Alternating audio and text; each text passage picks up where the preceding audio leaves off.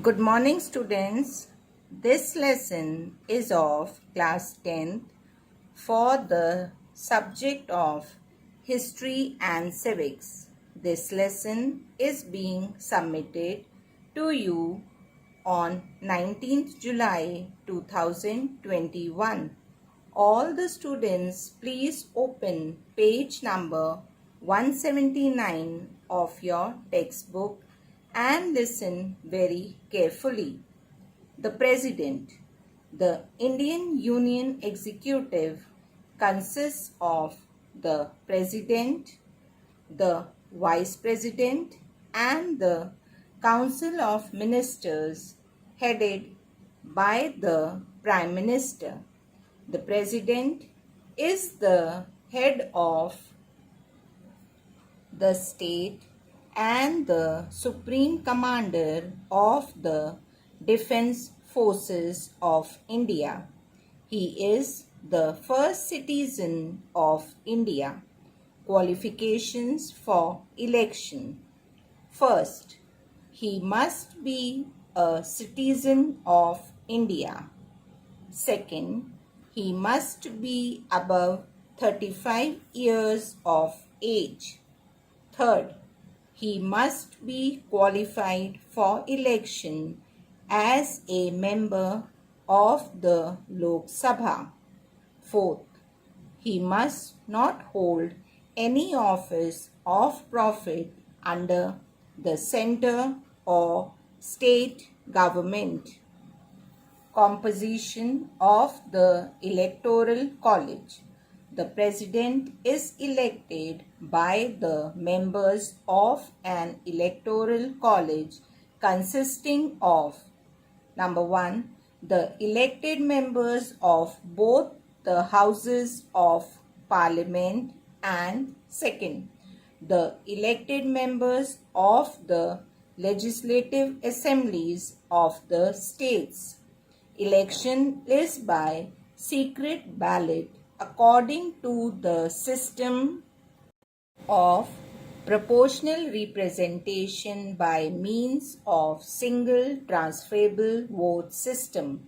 Thus, the President of India is elected indirectly by the representatives of the people. Reasons for indirect elections. Number 1.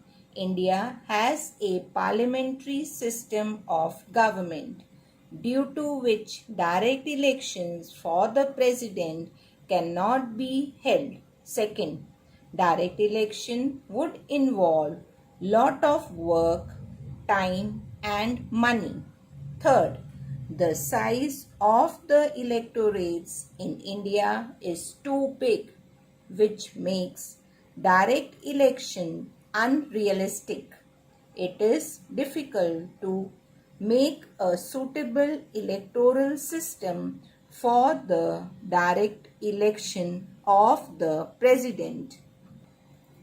Fourth, as the population of the states and the strength of the legislative assembly is not same, the system of one man, one vote cannot be used.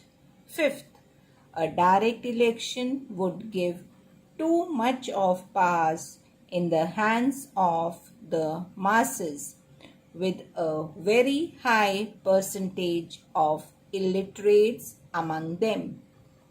Term of office. The President holds office for a term of 5 years. He can be re-elected. He may, by writing to the Vice President, resign from the office. Vacation of office. The presidential office may fall vacant because of the following reasons. Number 1. The completion of the term. Second, by reason of death. Third, by reason of resignation. Fourth, removal by impeachment. However, the President continues to hold office until his successor enters upon the office. Procedure for impeachment of the President. The President can be removed from the office for violation of the Constitution by impeachment. The process to impeach the President can be started in either House of Parliament. It must be passed by two-thirds vote of both the House of Parliament. That only President can be impeached. The President has the right to be defended by a council during impeachment. Children, before we go any further, it's time for questions. Please write the answers in your notebook. Question 1. Who is the Chief Executive Head of State in India? Question 2. Mention the qualification which a person eligible for election as President must possess. Question 3. What is the term of office of the President of India? Children, you can pause the audio for 3 minutes to write the answers. Children, I hope you have finished writing the answers. Let's continue. Powers of the President of India. Executive powers. Number 1. Head of the Union Administration. The President gives all the executive orders. All officials are his subordinates. Second, appointment of officials of the state. The President makes all important appointments. He appoints, number 1, the Prime Minister and the Council of Ministers on the advice of the Prime Minister. B. The Chief Justice and the judges of the Supreme Court and the High Courts are also appointed by him. C. The governors of the state. D. The Attorney General of India. F. The chairman and members of the Union Public Service Commission. G. The chairman and members of the Planning Commission. Third, control over state governments. The union government can give instructions to the state government as and when required. During presidential's rule, the state is directly controlled by the union government. Fourth, union territories and border areas. The president looks after the union territories and border areas. Diplomatic powers. Number 1. The President appoints Indian ambassadors to other nations. Second, he receives ambassadors, representatives, high commissioners from other nations. Third, all treaties and international agreements are signed by him.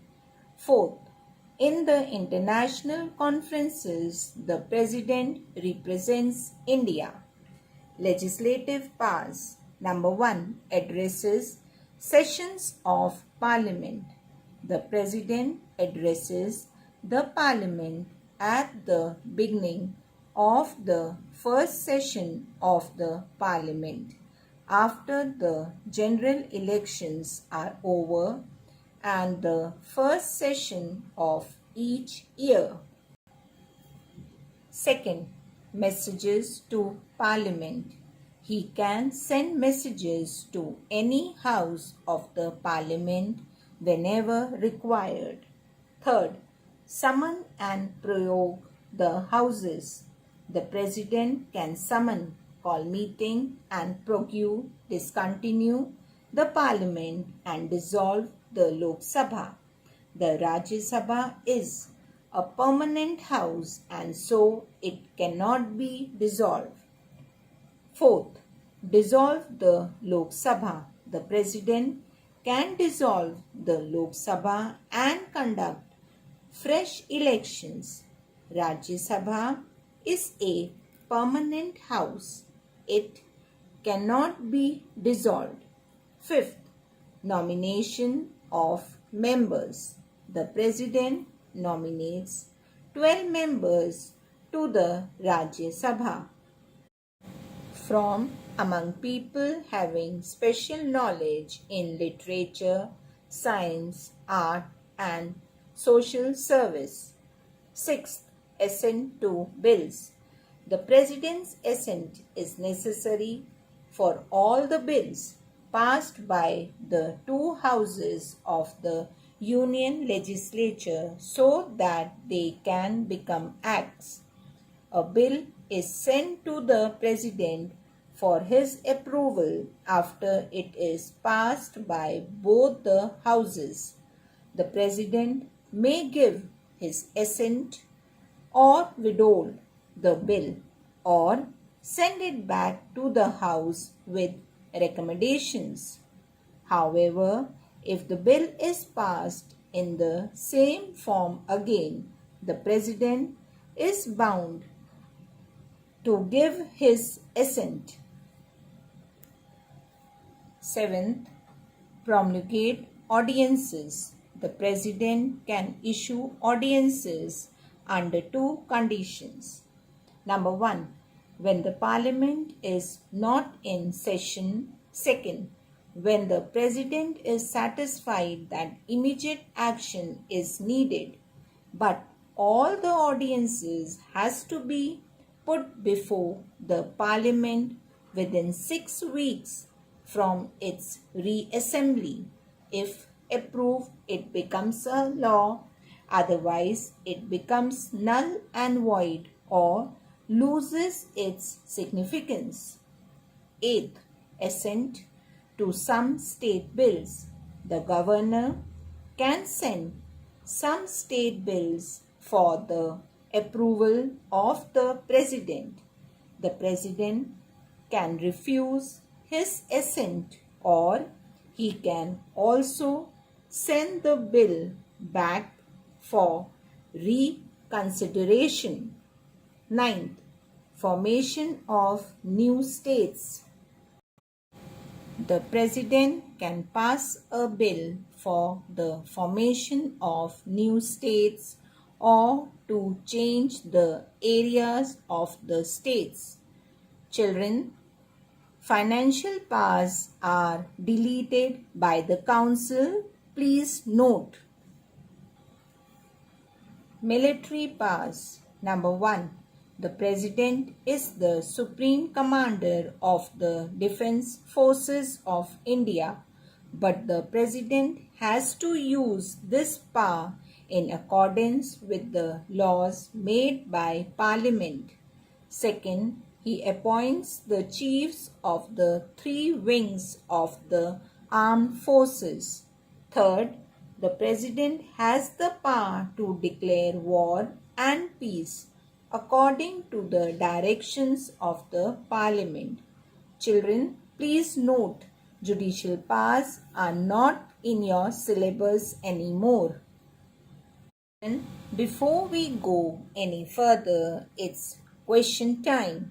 Please write the answers in your notebook. Question 4. How can the President vacate his office? Question 5.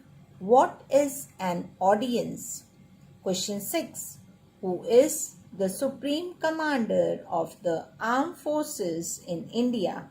Children, you can pause the audio for 3 minutes to write the answers.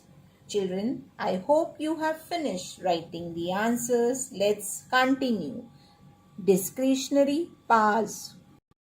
The President of India usually acts with the aid and advice of the Council of Ministers. However, he also has some discretionary or special powers. Number 1. In case of a hung parliament, the president has the power to decide who should be given the first opportunity to form the government. Second, when the government loses a confidence vote or when the Prime Minister feels that his government no longer enjoys the support of a majority in the Lok Sabha, he recommends to the President to dissolve the Lok Sabha. It is then the discretion of the President to either dissolve the House or ask another party to prove its majority on the floor of the House. Third, the President may withhold assent to a bill or may send it back for reconsideration if it is not a money bill. Fourth, if the President feels on the basis of the report of the Governor of a state or otherwise that a state has failed constitutionally, he can declare state emergency. Fifth, the President can dismiss ministers in case they lose the confidence in the House. Homework. The President of India enjoys vast powers. In this context, briefly explain. Number 1. Any three of his executive powers. Second, any three of his legislative powers. Thank you, students.